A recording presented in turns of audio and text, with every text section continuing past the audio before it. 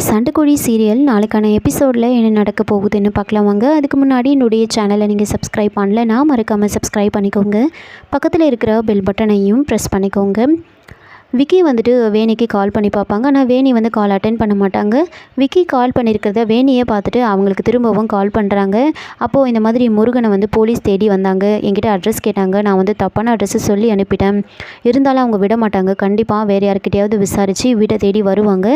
அதனால் முருகன் அங்கேருந்து போயிட சொல்லுங்கள் அப்படின்னு சொல்ல வேணி வந்துட்டு முருகன் இங்கே இல்லையப்பா அப்படின்னு சொல்கிறாங்க. அப்போது ரொம்ப நல்லதாக போச்சு, அவனுக்கு நீங்கள் ஃபோன் பண்ணி அவனை வீட்டுக்கு வர வேண்டான்னு சொல்லிவிடுங்க அப்படின்னு சொல்கிறாங்க. நானும் ஃபோன் போட்டு பார்க்குறேன், அப்படி எடுத்தானா நானும் சொல்கிறேன், நீங்களும் சொல்லிவிடுங்க அப்படின்னு சொல்லிட்டு இருக்கும்போதே நந்தினியோட ஆளுங்க எல்லோரும் வந்து அங்கே வந்து இறங்குறாங்க. இன்னொரு பக்கம் வந்துட்டு பெருமாள் ரொம்ப ஆசாசியாக மகாகிட்ட பேசணுன்னு ரொம்ப வேகமாக போயிட்டு ரொம்ப சந்தோஷமாக குட் மார்னிங் மேடம் அப்படின்னு சந்தோஷமாக சொல்ல, மகா வந்துட்டு என்ன நம்மளை ரொம்ப தெரிஞ்சவங்க மாதிரி பேசுகிறாங்களே, சரி இந்த ஆஃபீஸில் வரவங்க எல்லாருக்கிட்டையுமே இப்படி தான் பேசுவாங்க போல இருக்குது அப்படின்னு குட் மார்னிங் அப்படின்னு சொல்லிட்டு அமைதியாக உட்காந்துட்ருக்காங்க. அப்போ பெருமாள் என்ன இது மேடம் நம்மளை யாருன்னே தெரியாத மாதிரி பண்ணுறாங்களே அப்படின்னு யோசிச்சுக்கிட்டு, மேடம் எதுக்காக மேடம் நீங்கள் இங்கே உட்காந்துட்ருக்கீங்க அப்படின்னு கேட்க, அவங்க என்னை இங்கே தான் உட்கார சொன்னாங்க அப்படின்றாங்க. அப்போ பெருமாள் வந்துட்டு மேடம் அவங்க உட்கார சொன்னால் நீங்கள் எதுக்காக இங்கே உட்காருறீங்க, நீங்கள் இங்கெல்லாம் உட்காரக்கூடாது, நீங்கள் உள்ளே வந்து உட்காருங்க அப்படின்னு சொல்கிறாங்க. அப்போ மகா வந்துட்டு ஏங்க எனக்கு இங்கேயே கம்ஃபர்டபுளாக இருக்குது, பரவாயில்ல நான் இங்கேயே உட்காந்துக்கிறேன் அப்படின்னு சொல்ல, பெருமாள் ரொம்ப கம்பல் பண்ணி மேடம் நீங்கள் இங்கெல்லாம் உட்காரக்கூடாது, நீங்கள் வாங்க, நீங்கள் எந்திரிச்சு வாங்க, உள்ளே வந்து உட்காருங்க அப்படின்னு சொல்கிறாங்க. ஒரு பக்கம் பெருமாளுக்கு ரொம்ப குழப்பமாயிடுது, எதுக்காக மேடம் இப்படியெல்லாம் நடந்துக்கிறாங்க, ஏதாவது பிளானோட வந்திருப்பாங்களோ, ஒருவேளை இந்த ஆஃபீஸில் எல்லோரும் சரியாக ஒர்க் பண்ணுறாங்களோ அப்படின்னு பார்க்கறதுக்காக வந்திருப்பாங்களோ, அப்படி இருந்தாலும் மாறு வேஷத்தில் தானே வந்திருக்கணும் அப்படிலாம் யோசிச்சுக்கிட்டு ஒன்றுமே புரியல. சரி எதுவாக வேணால் இருக்கட்டும், முதல்ல அவங்கள வந்து உள்ளே கூட்டிகிட்டு போய் உட்கார வைப்போம் அப்படின்னு சொல்லிட்டு மேடம் வாங்க அப்படின்னு கூப்பிட, இல்லை என் கூட இன்டர்வியூ அட்டன் பண்ணுறதுக்காக அமுதான்னு ஒருத்தவங்க வந்திருக்காங்க, அவங்க வந்துருட்டோம் அப்படின்னு சொல்கிறாங்க. அப்போது பெருமாள் வந்துட்டு மேடம் நீங்கள் எதுக்காக வேணால் வந்திருக்கட்டும், நீங்கள் முதல்ல இங்கே உட்காராதீங்க, நீங்கள் உள்ளே வந்து எம்டி ரூமில் வந்து உட்காருங்க அப்படின்னு சொல்ல, அப்போது மகா வந்துட்டு சரி இவ்வளோ தூரம் கூப்பிட்றீங்க அப்படின்னு எந்திரிச்சு உள்ளே போகிறாங்க. எம்டி ரூமில் வந்து உட்காடுறாங்க. அப்போது மகா வந்து பெருமாள் கிட்ட சொல்கிறாங்க, என் கூட அமுதான்னு ஒருத்தவங்க இன்டர்வியூக்கு வந்திருக்காங்க, அவங்கள உள்ளே கூப்பிடுங்க அப்படின்னு சொல்ல, பெருமாள் வந்துட்டு சரிங்க மேடம் நான் கூப்பிடுறேன் அப்படின்னு சொல்லிட்டு இங்கே அமுதா யாருமா அப்படின்னு சொல்லி அமுதாவையே உள்ளே கூட்டிகிட்டு வந்து உட்கார வைக்கிறாங்க. அமுதா வந்து மகாவை பார்த்துட்டு என்ன மேடம் இங்கே வந்து உட்காந்துட்ருக்கீங்க அப்படின்னு கேட்குறாங்க. என்னென்னு தெரியல அமுதா, நீ இன்டர்வியூ அட்டன் பண்ணுறதுக்காக வந்திருக்க, ஆனால் என்ன உள்ளே கூப்பிட்டு உட்கார வச்சுருக்காங்க, ஒன்றுமே புரியல, வந்ததுலேருந்து இந்த ஆஃபீஸில் எல்லாமே வினோதமாக தான் நடக்குது அப்படின்னு சொல்லி பேசிகிட்டு இருக்காங்க. அப்போ பெருமாள் வந்துட்டு சரி அதெல்லாம் இருக்கட்டும், இப்போ நீங்கள் என்ன சாப்பிட்றீங்க சொல்லுங்கள் அப்படின்னு கேட்க, அமுதா மகாவை பார்க்குறாங்க. எதுக்காக நீங்கள் மேடமை பார்க்குறீங்க, மேடம் டீ காஃபிலாம் குடிக்க மாட்டாங்க, கூல்ட்ரிங்க்ஸ் தான் குடிப்பாங்க, அதனால் அவங்களுக்கு கூல்ட்ரிங்க்ஸ் சொல்லியாச்சு, உங்களுக்கு என்ன வேணும் சொல்லுங்கள் அப்படின்னு சொல்ல, அப்போ மகா யோசிக்கிறாங்க, என்ன இது நாம் டீ காஃபி குடிக்க மாட்டேன்னு எப்படி இவங்க இவ்வளோ ஸ்ட்ராங்காக சொல்கிறாங்க, நாம் எப்போ இதுக்கு முன்னாடி இங்கே வந்திருக்கோம் அப்படின்லாம் யோசிச்சுட்ருக்காங்க. அப்போது மகா வந்துட்டு சொல்கிறாங்க, எதுவும் தேவையில்லை, முதல்ல இன்டர்வியூவை வந்து நடத்துங்க அப்படின்னு சொல்ல, அப்போ பெருமாள் வந்துட்டு அதெல்லாம் இன்டர்வியூ பண்ணலாம் விடுங்க மேடம் அப்படின்னு சொல்லிட்டு இருக்க, என்னங்க நீங்கள் அவங்க இன்டர்வியூக்காக வந்திருக்காங்க, முதல்ல இன்டர்வியூ ஸ்டார்ட் பண்ணுங்கள் அப்படின்னு சொல்கிறாங்க. அப்போது பெருமாள் வந்துட்டு மேடம் உங்கள் கூட வந்திருக்காங்கன்னா அவங்களுக்கு வேலை கிடைக்காம கூட இருக்குமா, உங்கள் கூட வந்துட்டாங்களே அவங்களுக்கு வேலை கன்ஃபார்ம் அப்படின்னு சொல்ல, என்னங்க இது இன்டர்வியூ பண்ணாமலே வந்து என் கூட வந்திருக்காங்கன்ற ஒரே காரணத்துக்காக வேலைக்கு எடுத்துருவீங்களா நீங்கள் அப்படின்னு சொன்ன உடனே பெருமாள் வந்துட்டு ரொம்ப குழம்பிடுறாரு. என்ன இது மேடம் இப்படி பண்ணுறாங்க, சரிங்க மேடம் ஸ்டார்ட் பண்ணிடலாம் அப்படின்னு சொல்லி அங்கேருந்து அப்படியே வெளியில் வந்து, என்ன மகா மேடம் ஒரு மாதிரியே பேசுகிறாங்களே, ஒரே குழப்பமாக இருக்கே, விக்ரம் பாஸ் எப்படி பேசினாரோ அதே மாதிரியே இவங்களும் பேசுகிறாங்களே, என்ன தான் பிளான் வச்சுருக்காங்கன்னு ஒன்றுமே புரியலையே, சரி எதுக்கும் இந்த விஷயத்தை நாம் சின்ன பாஸ் கிட்ட சொல்லிவிடுவோம் அப்படின்னு சொல்லிட்டு விஜய்க்கு கால் பண்ணி பார்க்குறாங்க.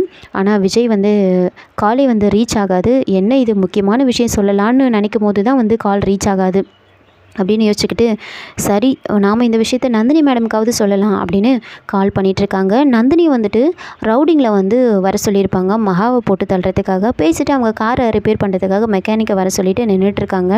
அதுக்கப்புறம் காரெல்லாம் ரிப்பேர் ஆனதுக்கப்புறமா காரை ஸ்டார்ட் பண்ணி எடுத்துகிட்டு வந்துட்டுருக்காங்க. அப்போ தான் பெருமாள் வந்து நந்தினிக்கு வந்து கால் பண்ணுறாங்க. கால் பண்ண உடனே வந்து நந்தினி ரொம்ப டென்ஷன் ஆகிடுறாங்க. பெருமாள் முதல்ல அந்த இன்டர்வியூவை எல்லாம் வந்து போஸ்ட்பான் பண்ணிவிடுங்க, என்னால் இப்போ இன்டர்வியூலாம் பண்ண முடியாது அப்படின்னு சொல்ல, மேடம் ஏன் மேடம் கோவப்படுறீங்க? நான் அந்த விஷயத்த சொல்கிறதுக்காக பண்ணலை.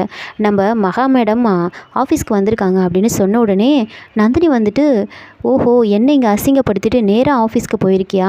உன்னை இந்த இடத்துலயே போட்டு தள்ளுறேன் பாரு, விக்ரம திருச்சியில் போட்டு தள்ளுறேன், உன்னை இங்கே போட்டு தள்ளுறேன் அப்படின்னு யோசிச்சுக்கிட்டு நந்தினி வந்துட்டு பெருமாள் கிட்ட சொல்கிறாங்க, என் மருமக வந்துட்டாளா, அவளுக்கு என்ன வேணும்னு கேட்டு அவளை கவனிச்சுக்கிட்டு அங்கேயே பார்த்துட்டு இரு, நான் உடனே வந்துடுறேன் அப்படின்னு சொல்லிட்டு பெருமாள் கிட்ட சொல்ல, பெருமாள் அதை நம்பி சரிங்க மேடம் நீங்கள் வாங்க நான் பார்த்துக்கிறேன் அப்படின்னு சொல்கிறாங்க.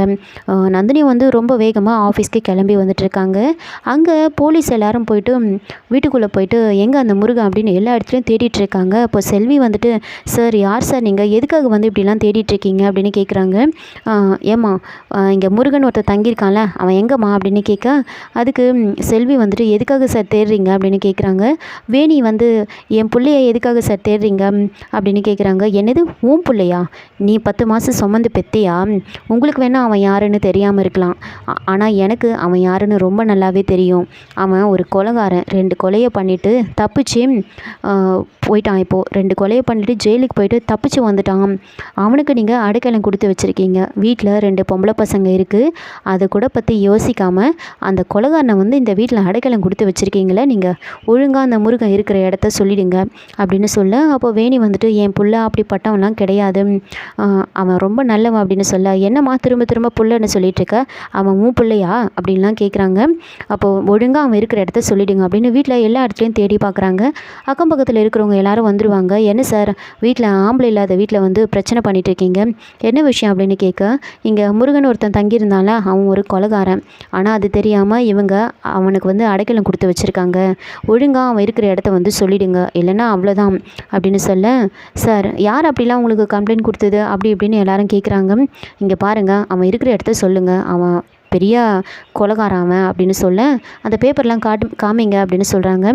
உடனே வந்து அந்த போலீஸை வந்து பேப்பர்லாம் காமிக்கிறாங்க. அதை வாங்கி செல்வி பார்த்துட்டு, ஆமாம்மா இவங்க சொன்ன மாதிரி தான் போட்டிருக்கு அப்படின்னு சொல்கிறாங்க. அதை கேட்டுட்டு வேணி வந்து ரொம்ப ஷாக் ஆகுறாங்க. சார் அவன் அப்படிப்பட்டவெல்லாம் கிடையாது, அவன் ரொம்ப நல்லவன் அப்படின்னு சொல்ல, என்னம்மா திரும்ப திரும்ப அதையே சொல்லிட்டுருக்கீங்க, அவன் ஒரு கொலைகாரம்மா, ஒழுங்காக அவன் இருக்கிற இடத்த சொல்லுங்கள், இல்லை கொலைகாரனுக்கு சப்போர்ட் பண்ணுறீங்கன்னு சொல்லி உங்களையும் தூக்கி உள்ளே வச்சுருவேன் அப்படின்னு சொல்லிட்டு, ஆமாம் அவன் எங்கே வேலை செய்கிறான் சொல்லுங்கள் அப்படின்னு கேட்க, அங்கே இருக்கிறவங்களே சொல்கிறாங்க, இந்த மாதிரி ஈஸ்வரன் ஐயா வீட்டில் தான் வந்து டிரைவராக வேலை பார்க்குறாங்க அப்படின்னு சொன்ன உடனே, சரி நான் நேராக அந்த ஈஸ்வரன் வீட்டுக்கு போகிறேன், தப்பி தவறி அவன் இங்கே வந்தானா நீங்கள் இங்கே அரெஸ்ட் பண்ணுங்கள், அங்கே போயிட்டு அவன் அங்கே இருந்தானா நாங்கள் அரெஸ்ட் பண்ணி கூட்டிகிட்டு போகிறோம், என்ன நடந்தாலும் சரி அவனை அரெஸ்ட் பண்ணாமல் இங்கேருந்து நாங்கள் போக மாட்டோம் அப்படின்னு சொல்லிட்டு அங்கேருந்து வெளியில் வராங்க. காளிமுத்து விஷயத்தை தெரிஞ்சுக்கிட்டு ஓடி வராங்க.